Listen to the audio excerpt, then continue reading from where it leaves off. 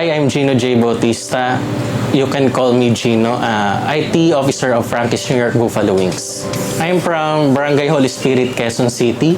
So, fun facts about me is takot ako sa heights. Lahat ng related sa outdoor activities na may heights, so 50-50 akong sasama doon.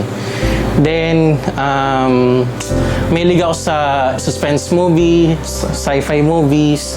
Then, mahilig ako mag-research regarding sa profession ko ngayon.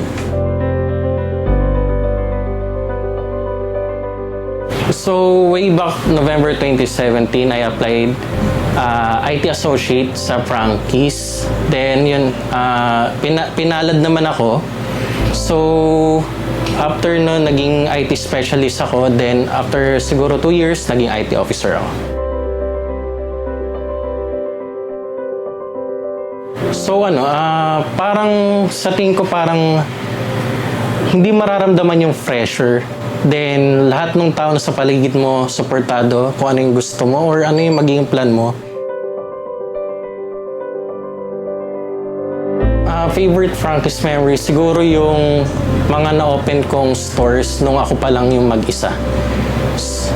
Siguro mga 3 or 4 stores na na-open na ako lang yung nag-iisang IT na collaboration ko, iba't ibang departments, so iba't ibang profession yung nakakausap ko.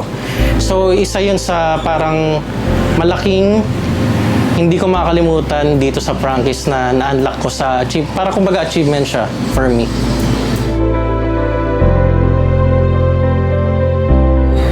Siguro ang way ko doon is yung keep calm lang doon sa mga problema dumaraan. Siyempre, sa bawat problema naman, may solusyon doon o malalagpasan natin yun. Then, syempre, huwag natin kakalimutan si God na nandyan para doon sa pag-guide sa atin. So, lahat ng mga problemang dumarating sa atin, syempre, huwag natin siyang kakalimutan na nandyan siya. Then, step by step, malalagpasan natin to.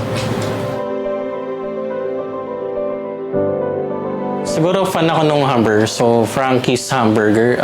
Siguro kasi yung patty niya makapal, then syempre yung pagka-smoky, then yung hindi ko makakalimutan siguro doon yung twist nung pagka-maasim niya doon sa sauce niya mismo. Kaya siya yung favorite ko.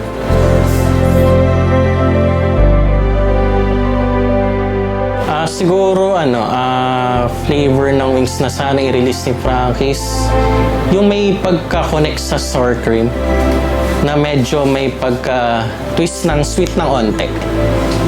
So, hopefully magkaroon nun. Sweet sour. Lumabas lang tayo dun sa safe zone natin.